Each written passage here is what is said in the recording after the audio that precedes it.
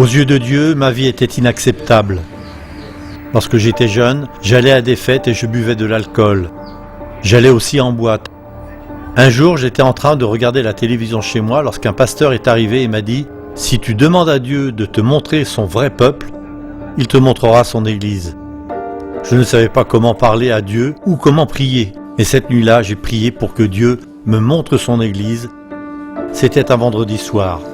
Le lendemain matin, alors que j'allais chercher de l'eau, j'ai rencontré un ami qui m'a demandé où j'allais. Je lui ai dit que je prenais une douche pour sortir.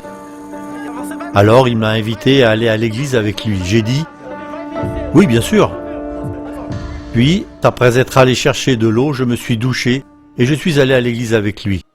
Depuis, je suis dans cette église et j'ai été baptisé le 1er mai 2010. Je suis barbier. Grâce à ce travail, Dieu me permet d'avoir un salaire et de payer mon ticket pour me rendre à Caldera, à Sao Tomé et Principe, où je travaille en tant que missionnaire. J'y suis allé la première fois pour prêcher l'évangile et j'ai trouvé des habitants extrêmement sympathiques. J'ai donc demandé à mon église de m'envoyer là-bas pour être assistant. Peu de temps après mon arrivée, le responsable est parti et je l'ai remplacé à la tête du ministère. Cela n'a pas été facile, mais Dieu m'a toujours guidé. Un trajet aller-retour peut me coûter jusqu'à 80 000 dobras. Quand je ne peux pas me le permettre, Dieu me donne la force de prendre le vélo-taxi et d'y retourner à pied. Quand il y a une semaine de prière, je m'y rends seul. Parfois, les réunions se prolongent jusqu'à 20h ou 21h, car beaucoup de personnes ont des questions et je n'aime pas les laisser avec des incertitudes. Alors, je rentre accompagné de Dieu, lui seul me protège. J'arrive toujours sain et sauf, car Dieu me guide. Les habitants de Caldera sont charmants et aiment écouter la parole de Dieu.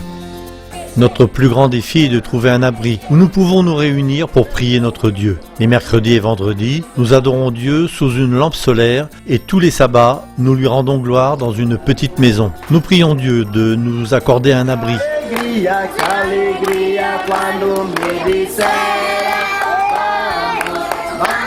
Jésus nous a laissé une mission. Il a dit « Allez, faites de toutes les nations des disciples, les baptisons au nom du Père, du Fils et du Saint-Esprit, et enseignez-leur à observer tout ce que je vous ai prescrit. » Cela me motive à partager le message de Dieu avec ce groupe de personnes qui vit dans un endroit reculé.